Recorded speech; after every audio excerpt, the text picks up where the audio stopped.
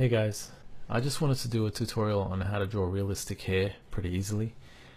I want to show you a method that kind of simplifies the process. You should be able to apply this technique on any hair type, not just the one I'm doing here. The only change would be the length and the direction of the strokes. Also, you could use this basic method to help draw just about anything, not just hair. What I want to try and get you to do is try and think of your drawing in 3 different parts. So medium tones, dark tones, and light tones.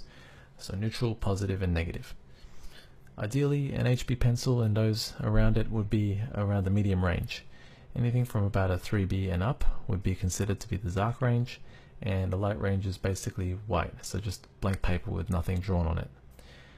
But instead of carefully trying to draw around the areas you want to keep white or light, there's a much easier way that I'm going to show you in a couple minutes. I think this principle of contrast, consisting of neutral, positive, and negative, applies to many different forms of art. For example, if you're sculpting, you'd start with a basic rough form, which would be a neutral, and then you would add and subtract parts to get things right. So you'd be going from positive and negative in terms of volume. In music, there could be a flat, neutral sort of tone in the middle range, and then there'd be the negative tones being the bass and the low sounds, and then the high positive treble tones. There's probably many more examples of this, but the point I'm trying to make is how well-balanced contrast plays a pretty important role in making something more appealing to the human senses. So the first step I did there was I just outlined the hair, like where the basic shape and form of the hair is going to go, like the locks and stuff. Now I am just filling in the hair with strokes that follow the directional flow of the hair. And the next step after that is to get a paper stump, an artist's paper stump. You can find them on eBay. It's basically just compressed paper, and you can use tissue paper or your finger just to smudge in those lines. And I'm just basically filling in all the white areas. So you got like a smooth hair. You can still see strokes in it, but it's sort of not, it's flat. So at this point we have our medium range done. The next step after that is to do the dark areas. So I'm looking at the reference image and I'm just looking at where all the dark parts are, and I'm coloring in those bits. I'm using a probably a 3B pencil or 4B pencil, whatever suits you. And again, I'm following the direction of the hair. That's always important. I'm not really worrying about it too much for this tutorial, but the more you can emulate a strand of hair with each stroke, the better. The more realistic it'll look.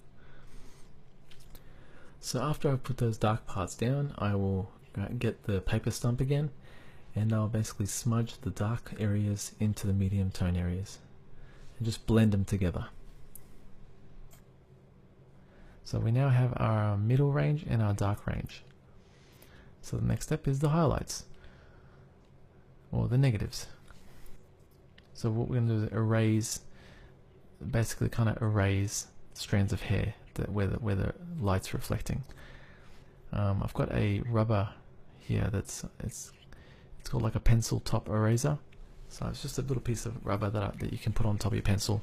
I got it off eBay. Just search wedge arrowhead pencil top eraser, and they work quite well. Or another way you can do is just cut an eraser in half and just use the edge of the eraser.